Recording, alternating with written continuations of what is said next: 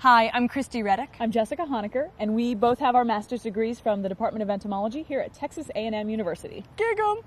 So I studied camel spiders for my master's work in East Africa. I spent 6 months in Kenya. And Jessica studied the integrated pest management of tiny little black-margined aphids in pecan trees here in Texas. We are researchers, we're teachers, we are digital media specialists. When we graduated, we started a digital media company called Sulpugid Productions, and we use it to teach everyone about the fantastic world of insects and spiders.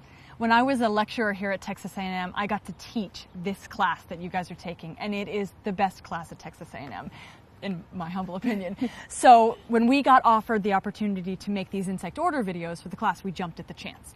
So a little bit about how these videos are going to work. We're going to start with the most primitive insect orders and move our way up to the most evolutionarily advanced. One insect order per video. We'll do taxonomy, morphology, the biology, life history, and we'll talk about the impact, both positive and negative, on human society. And in the end, we'll wrap it all up with a little bit of mythology about these insects and how they've affected human history and culture. Very, very cool. A caveat. We are goofy. We are dorky. We love insects and we love to teach about them. And by the end of this video series, you're gonna love them too. You'll have an understanding and respect for these amazing creatures, and you will dork out on them. You have been warned.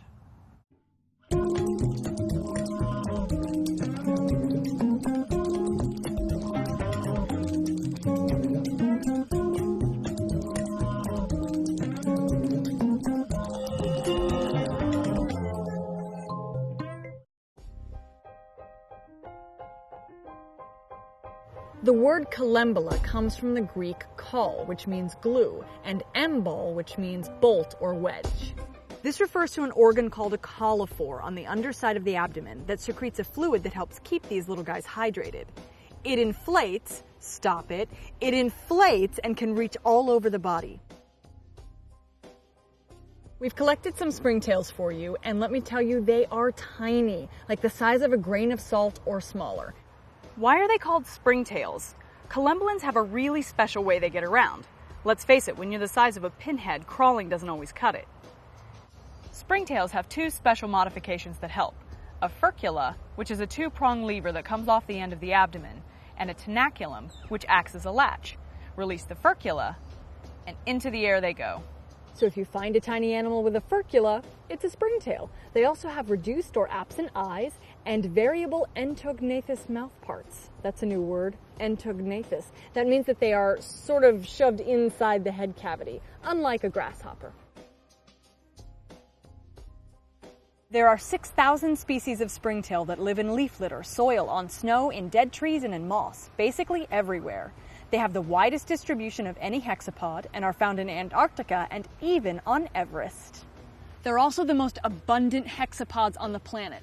It's estimated that for every square meter of soil, there are about 100,000 springtails. Two of us, 100,000 of them.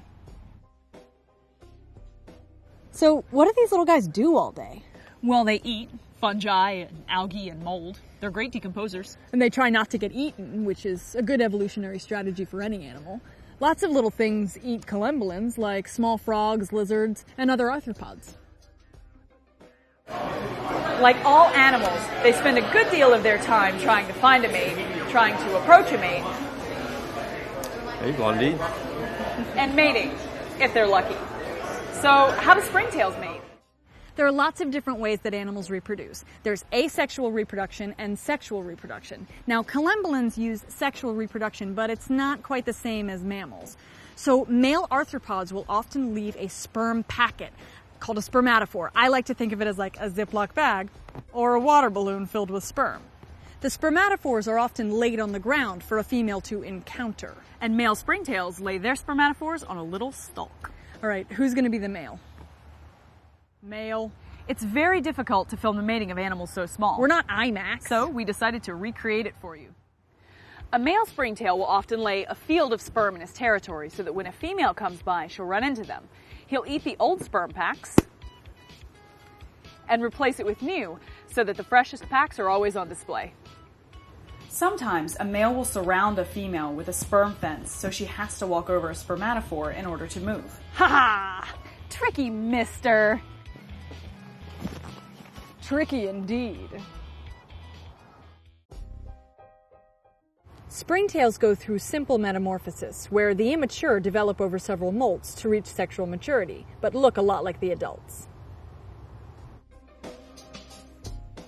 When you're collecting springtails for your collections, just go out and scrape up some leaf litter. Use a DIY Berlazy funnel. Here's how it works.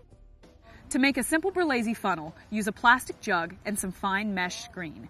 Put a handful of your moss, dirt, or leaf litter inside, and then put a light over it. The Collembola will go down to escape the light and fall into the jar under the funnel. In terms of human impact, there's really not a lot. You can sometimes find springtails in large numbers in greenhouses where they can do some damage, but for the most part, it's no big deal. Basically, if we hadn't told you about them, you'd never know. In terms of human mythology with springtails, there's really not that much, but there are a few dedicated scientists who have made a Collembola art gallery online. We've included the link to the website.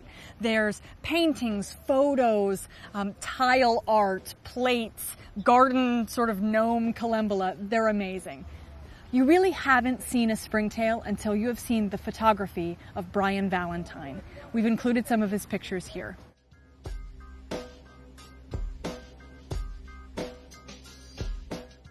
Aren't they incredible? Springtails are some of my favorite arthropods. I especially like the globular ones that look like little fat bunny rabbits. So now you know about some of the amazing creatures that live their lives right under your feet. Tread carefully.